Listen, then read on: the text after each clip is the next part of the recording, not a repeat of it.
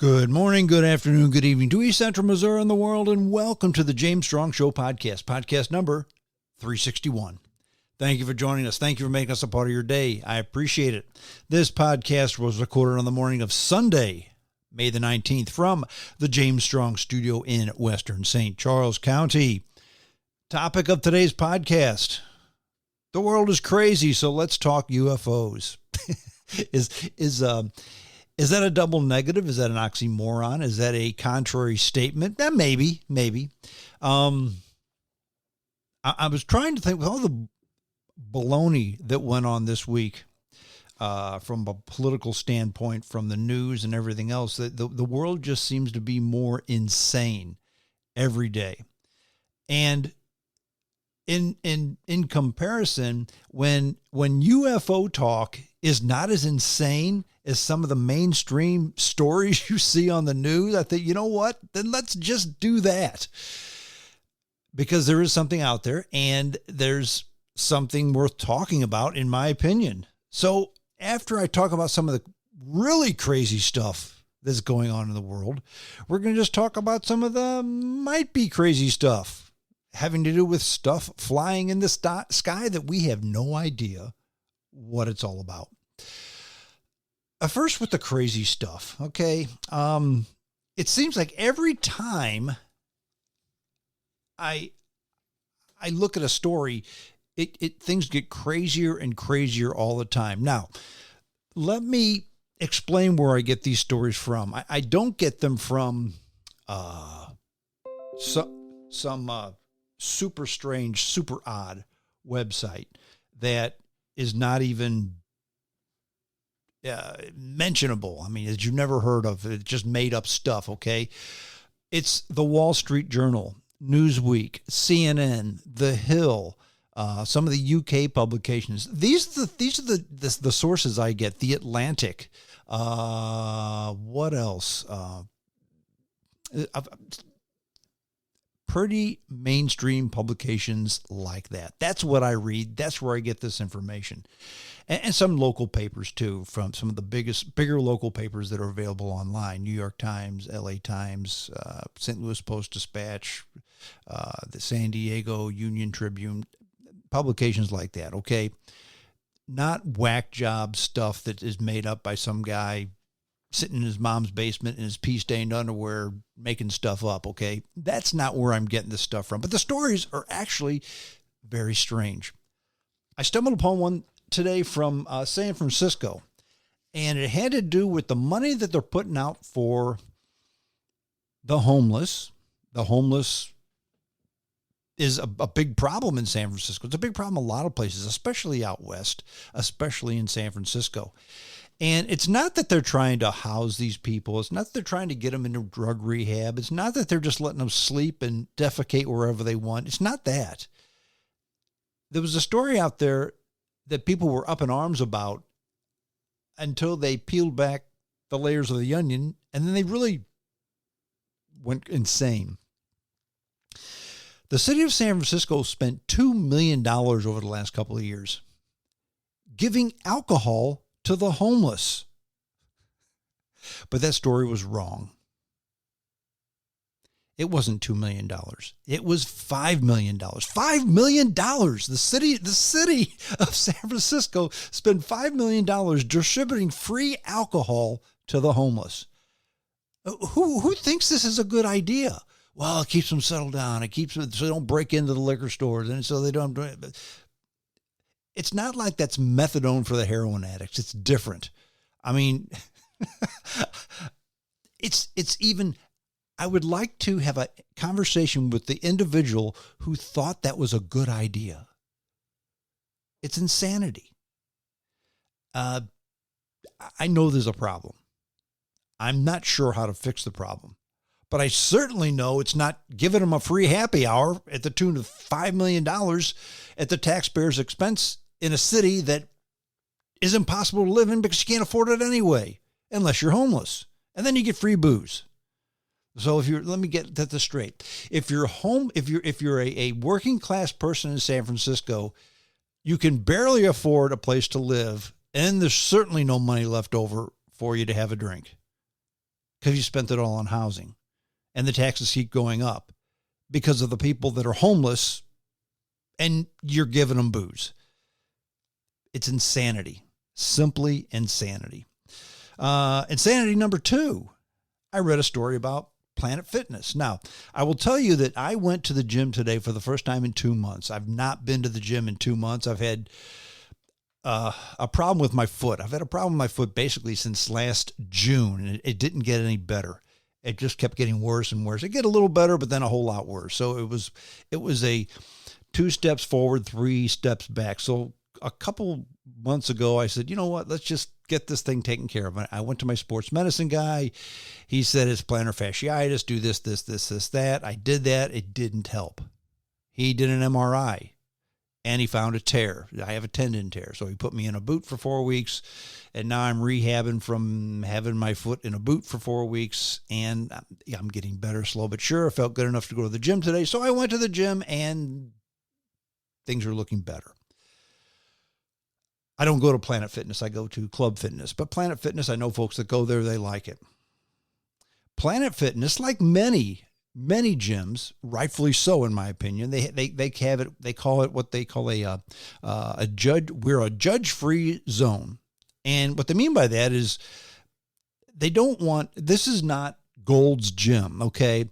This is not Venice Beach, Muscle Beach, okay? This is where people go to exercise, plain old people, and they don't want a bunch of meatheads in there slamming down weights, cursing, putting talc all over everything, and giving strange looks to people who aren't built like they eat steroids for breakfast, okay? And I like those types of places, okay? I've heard people criticize fat folks at the gym. In my opinion, criticizing a fat person at the gym is like criticizing a sick person for going to the doctor. Okay, you're trying to better yourself. Why would you look down on a person like that?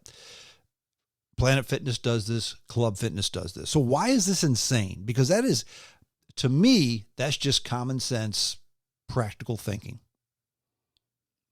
Well, here's where they went a step or two further. When it comes to transgender people, at Planet Fitness, you use the bathroom that you want.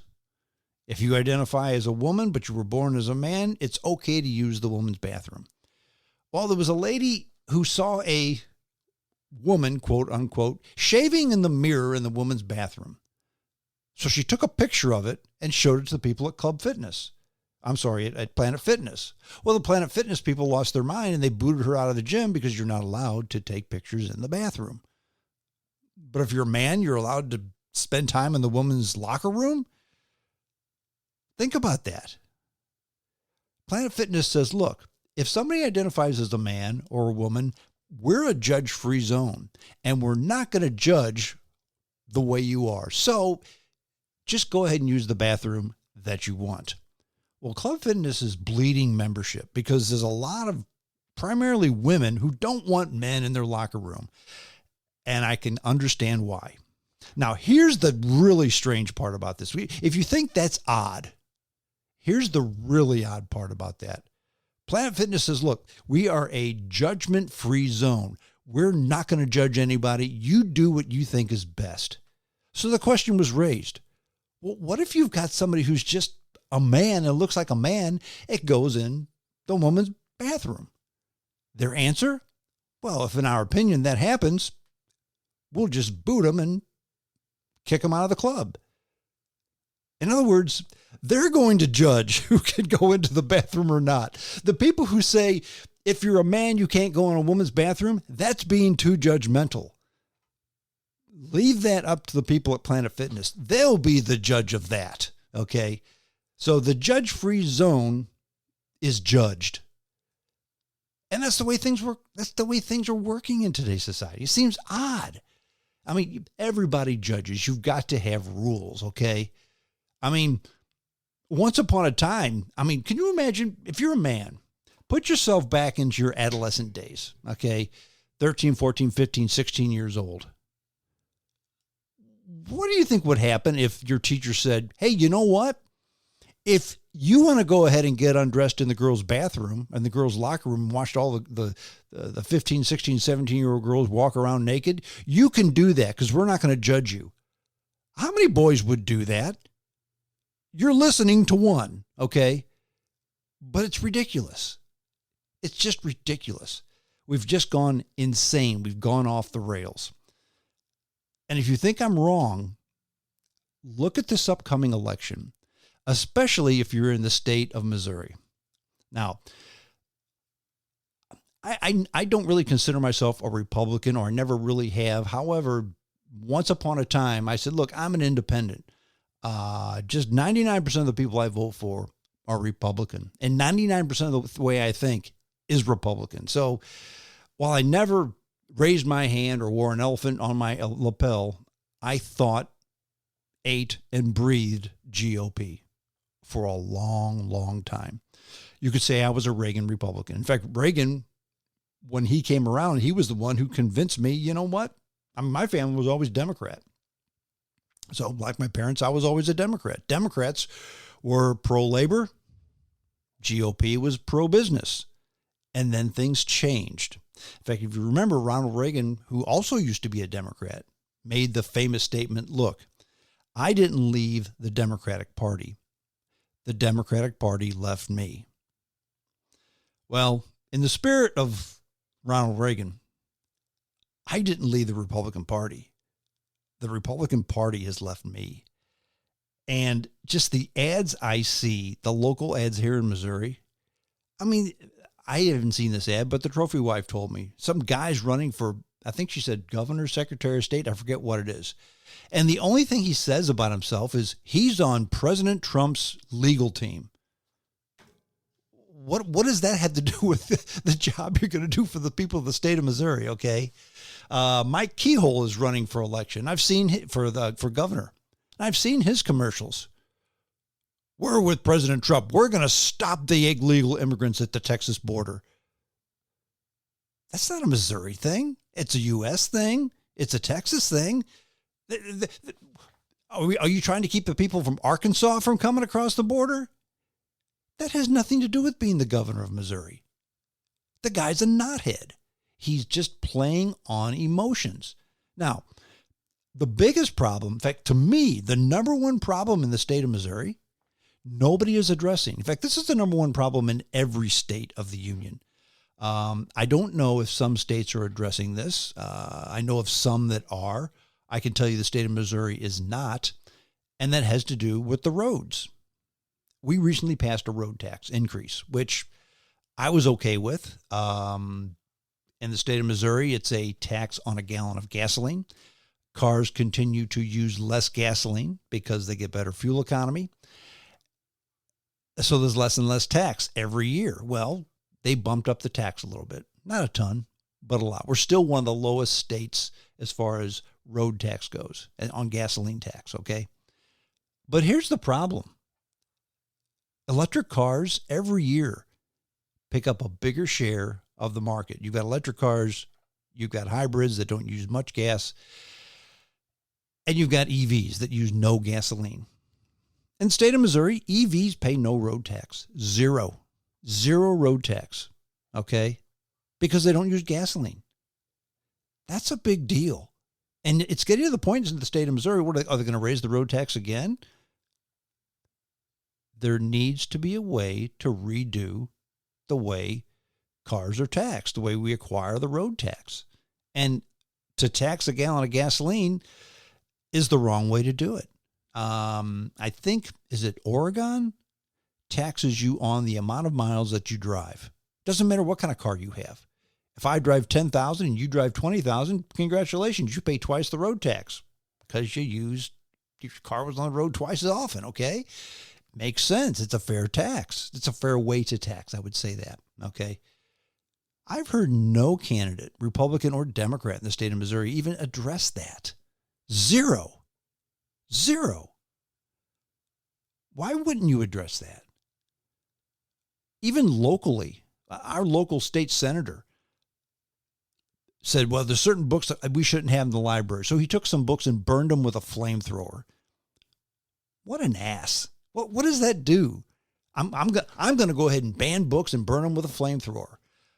Hitler did that, and I guess he was okay.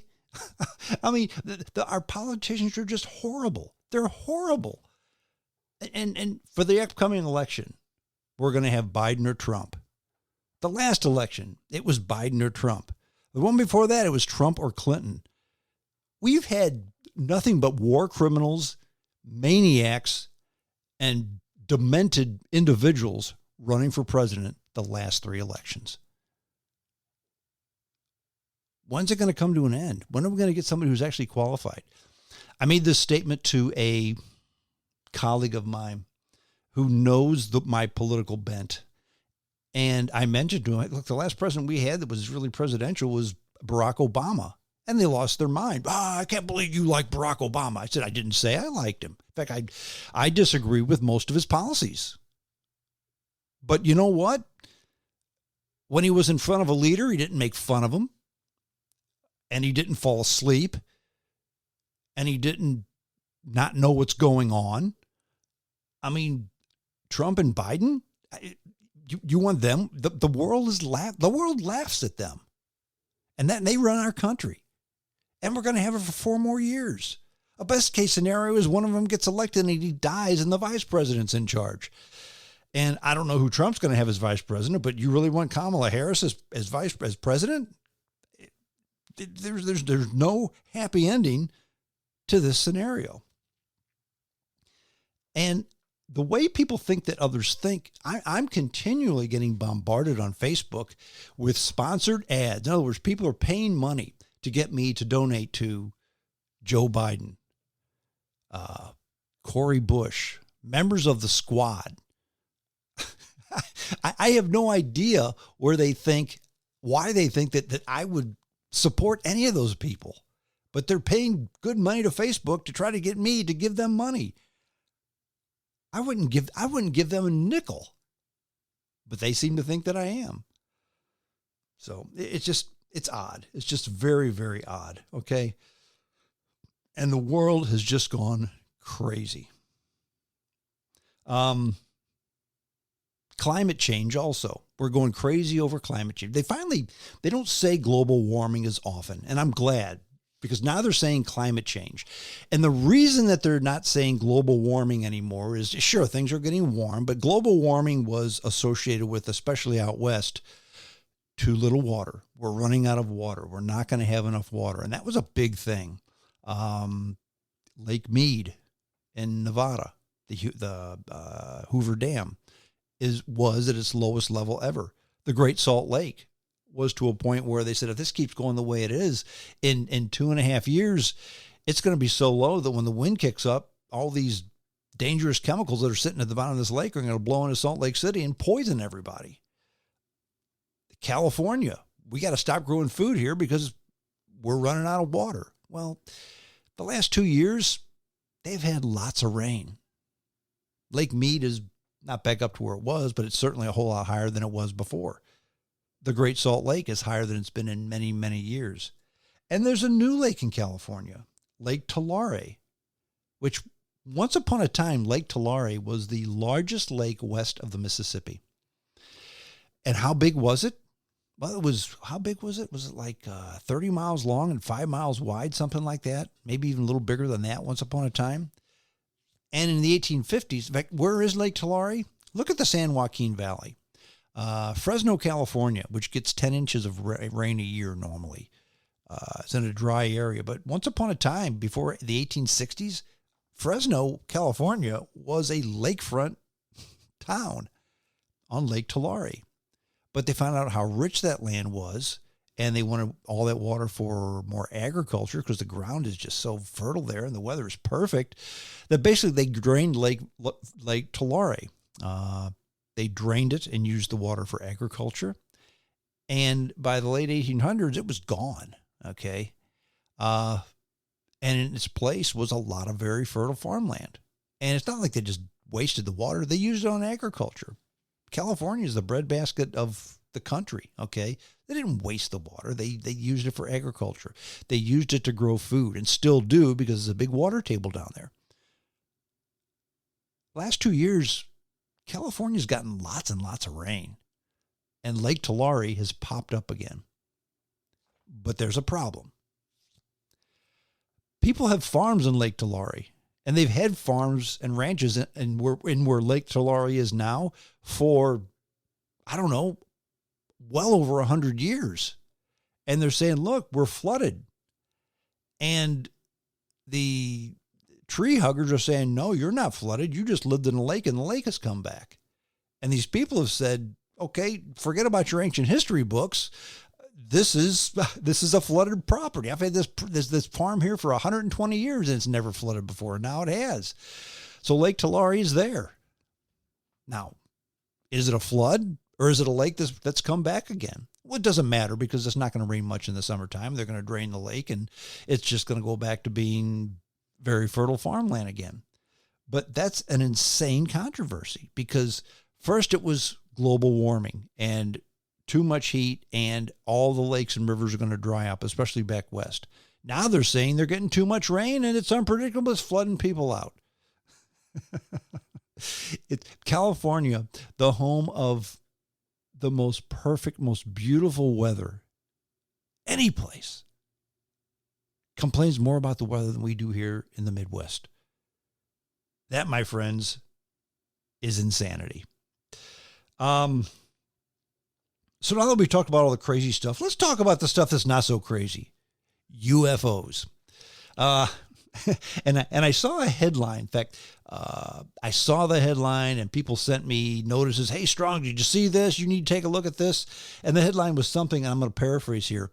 The Vatican is to issue a statement on aliens, UFOs, and the paranormal. Wow, okay, well, let's check this out and see what it's all about. Well, that's not exactly what the Vatican was talking about. It was, I know this is going to shock you, but this is a case where the headlines had little to do with the actual story itself. Shocking, I know. They never do that, do they? Pardon me while I take a drink. But this was just bizarre. And it ended up that Pope Francis and the Vatican came out with a statement. And it wasn't about UFOs. It wasn't about the paranormal. It was addressing, however, the supernatural. In fact, the Vatican came out last week. Was it Friday? Friday morning. And they said supernatural events like visions of the Virgin Mary, statues weeping blood, have for centuries stirred the faithful and controversy in the Catholic Church. Now, in the age of social media, unverified claims can spread rapidly around the world. So on Friday, the Vatican made a statement that issued new guidelines radically reforming its process for evaluating faith-based phenomena. This document offered detailed instructions and 6 prudential conclusions for bishops to look at when such claims are made. Now, while incredibly rare, some might allow for devotion, while others will be rejected outright. Now, why are they doing this? Well, again, I know this is going to shock you, but if you see something on Facebook where they saw the Blessed Mother, a statue of the Blessed Mother, crying blood in a church in rural Uruguay, quite often that stuff's just made up. It's clickbait, okay? And there's more and more of this going on all the time. Some of it may be for real. Some of it may have a little bit of truth. Most of it is just made up stuff for clickbait, okay? Now, the church stresses that some incidents should be assessed very cautiously. And they mention this in a document replacing the rules that were issued in 1978. The Vatican's doctrinal office said that bishops can completely reject an event as supernatural and take steps to ban or limit worship or fake controversial phenomena. Quote, "It's important not to overlook that sometimes the discernment may also deal with problems such as dialects, manipulation, damage to the unity of the church, undue financial gain, and serious doctrinal errors that could cause scandals and undermine the credibility of the church. Now, while it states clear procedures are needed, it also states that this document is not intended to control or even stifle the Holy Spirit. In other words, yeah, this stuff happens. But if you just saw it on Facebook, probably it's suspect, or at least needs to be looked into before you start a pilgrimage to that rural village in Uruguay.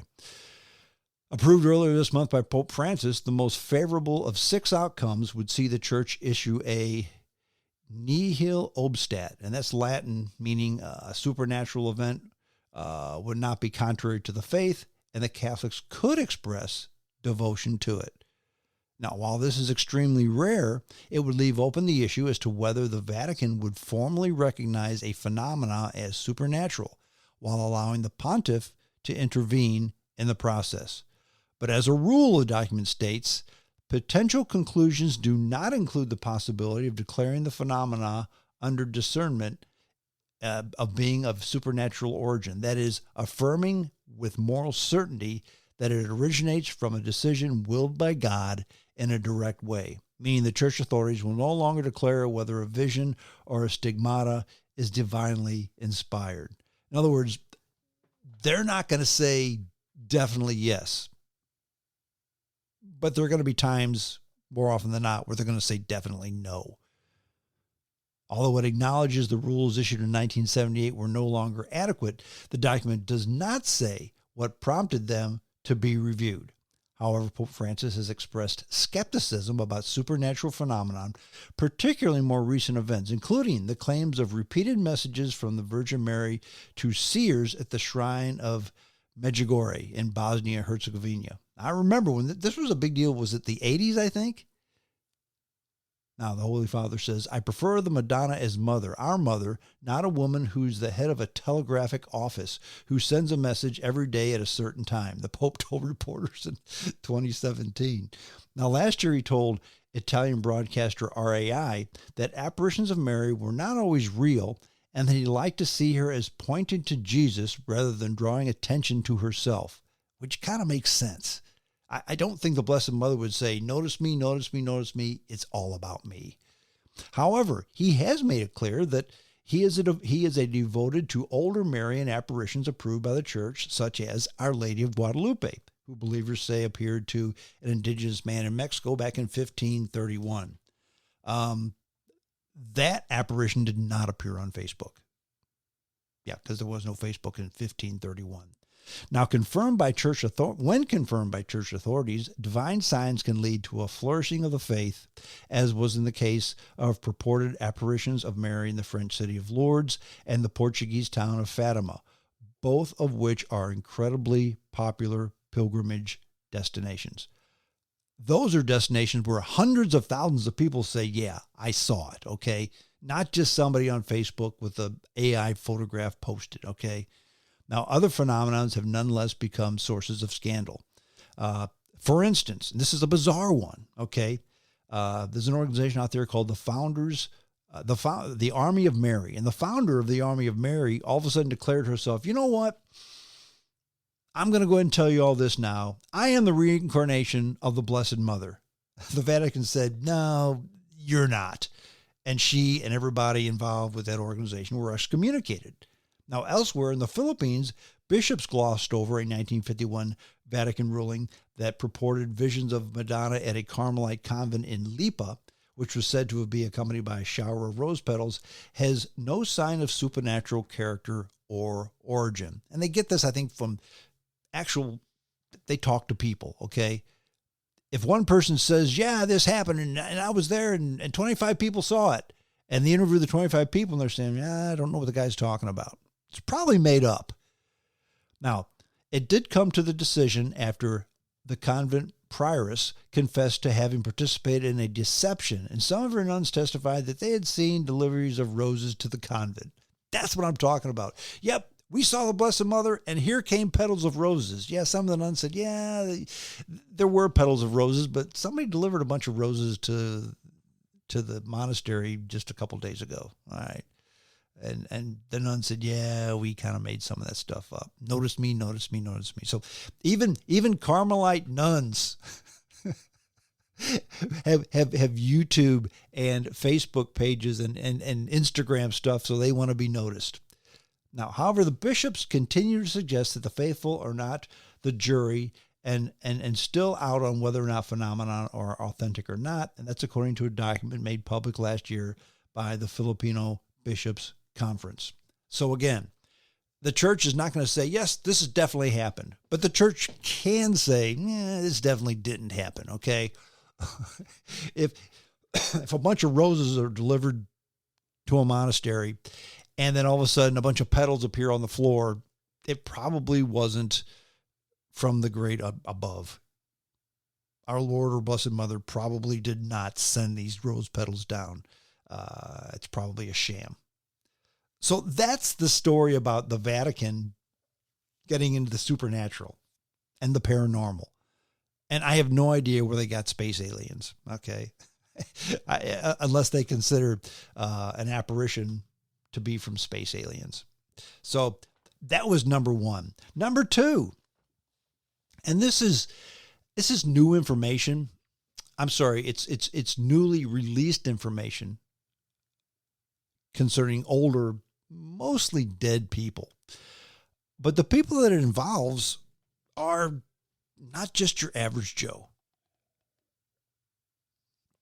And the country's done this forever and ever and ever. They keep stuff a secret. And when they release it, the people that were involved are usually dead. And this time is no exception. In fact, the question was asked earlier this week, has the U.S. government secretly retrieved exotic craft of non-human origin? Now, in newly declassified documents, along with the extraordinary legislation to illustrate how two successive Democrat Senate majority leaders appear to have said, yep, we think this is the case. And it has to do with Senator Chuck Schumer, who's still the Senate minority leader, majority, and the late Senator Harry Reid. And they were not alone in their focus on UFOs. In fact, Democratic heavyweights have received critical support and encouragement from a bipartisan group of high-profile senators over the years, including former fighter pilot and famed astronaut John Glenn, Ted Stevens, Republican from Alaska, who observed a UFO during World War II, Daniel Inouye, Democrat from Hawaii. He was then, at that time, chairman of the Senate Appropriations Subcommittee. That was in 2008. And in GOP presidential nominee John McCain, also another Republican.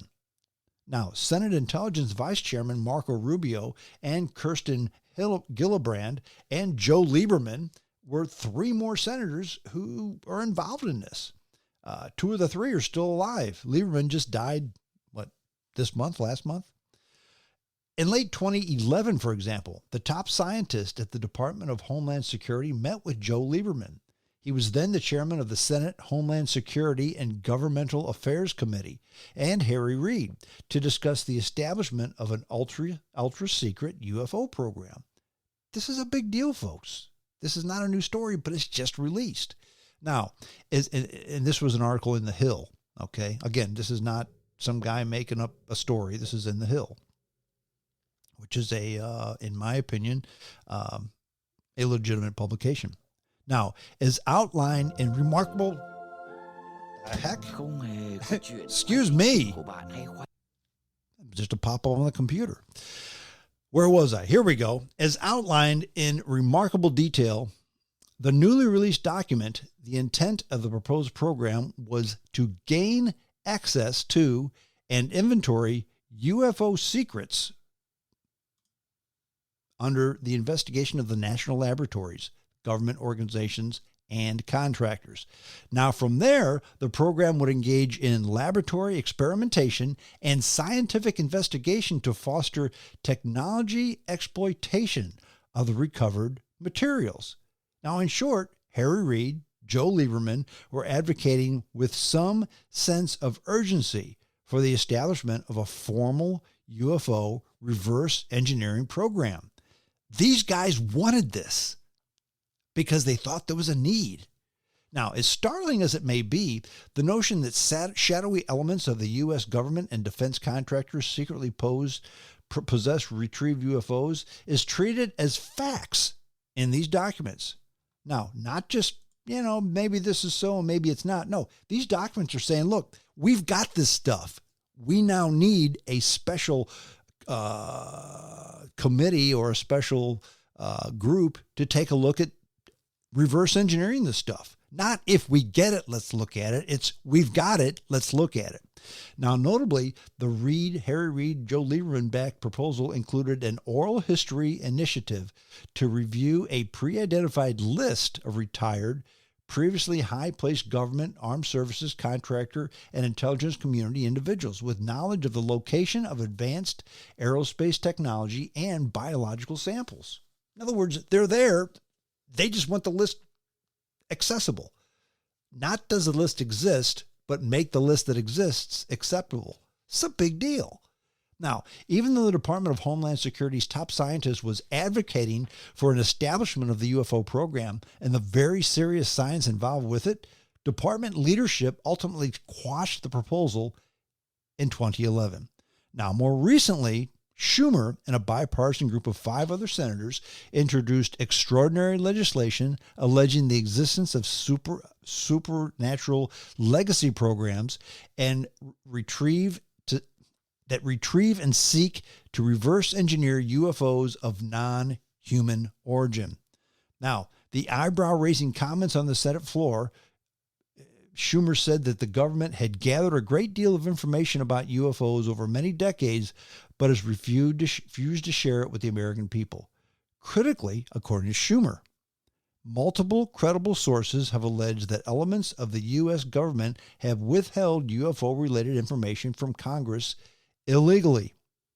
Although a key House lawmaker successfully stripped most of the extraordinary elements from the Schumer-led legislation, Schumer and the legislation's principal co-sponsor, Senator Mike Rounds, Republican in San Diego, vowed to keep working to change the status quo. Now, the core element of Schumer and Rounds' stunning legislation match allegations that the Air Force veteran and former intelligence official David Grush, who we've had talked about on the show before, who testified under oath the existence of UFO retrieval and reverse engineering efforts not subject to congressional oversight. Now, in separate legislation sponsored by Marco Rubio and Senate Intelligence and Armed Service Committee member Gillibrand, it cuts off funding for illicit UFO programs. So they're not saying they don't exist, they're just saying they don't want to fund it. Now, language accompanying the legislation outlines in remarkable detail the various elements that such a program would entail, including UFO retrieval procedures, scientific analysis, reverse engineering and security, and counterintelligence effort. Now, President Biden signed Gillibrand and Rubio's legislation into law in December of 2023. Now, in January, Sean Kirkpatrick, he's the former director of the Pentagon's UFO Analyst's Office, embarked on an unusual media tour to pour cold water on swirling allegations of secret, unreported UFO programs. But Kirkpatrick's public commentary appears to have had little effect on Capitol Hill. In fact, in March, Rounds indicated twice that this extraordinary Schumer-led legislation alleging the existence of unreported UFO programs would be reintroduced again this year. Now, when asked on May 2nd, that's this month, whether the 63-page Pentagon report categorically denied the existence of illicit UFO efforts, is case closed, Gillibrand stated. Oh, it's definitely not case closed. Gillibrand noted that 2 knowledgeable individuals with whom she's met refused to meet with Kirkpatrick or his office. These whistleblower hesitations may be well-founded. In fact, in recent months, the Pentagon's UFO office has lost much of its credibility following a series of flawed and deeply misleading reports. Crucially, another set of newly released documents indicate that high-level and current former officials with apparent knowledge of illicit USO programs also refused to meet with Kirkpatrick. Now, in June of last year, so 11 months ago, In an interview with News Nation, Marco Rubio made a series of startling UFO-related comments. According to Rubio, smart, educated people, this is in quotes, smart, educated people with high clearance in very important positions in our government, end quote, have informed Congress of the existence of secret UFO programs. So a U.S. senator from Florida says, yep, we've got it, and smart people have told me about it. This, my friends, is a big deal. And I don't know where it's going, but if people like John McCain, Joe Lieberman, Harry Reid, who all three have passed, and then Chuck Schumer, as of right now, Marco Rubio, Kirsten Gillibrand, these are United States senators, are saying, look, we've got proof that this stuff's out there. We just need to investigate it. Not if we find it, let's investigate it. It's we've got it. Let's go ahead and reverse it. That's a huge deal. That's a huge deal. And you could say that it's crazy. You could say it's goofy. You could say that it's insane. But compared to San Francisco giving $7 million worth of alcohol to the homeless and Club Fitness letting anybody use the locker room of their choice, and the whole Biden and the squad sending paid advertisements to me to give them money, I would say that UFO talk is not nearly as crazy as any of that. At Staples, well, that's it. We're experts in your world of work. You know what? With over this is 2,000 ridiculous. breakroom Shut products up. To keep your team Shut energized. up. Staples Business Advantage. My computer Business is ruining my podcast. It keeps popping up these ads and will not let me silence it. Let me do this. Okay, now it's silenced. Okay, we're done. It ruined my podcast at the end. Thank you, Bill Gates. That's it. We're done. The end of podcast 361. Thanks for listening. I do appreciate it. Got lots of emails and instant messages this week. I did respond to all of them. I don't get to them the same day because there's so many of them, but I do appreciate them. I appreciate the listenership. I appreciate you getting back with me. And as always, dear listeners, I appreciate you sharing the podcast with your friends. That's it. I'm done. Until next time, this is James Strong saying adios.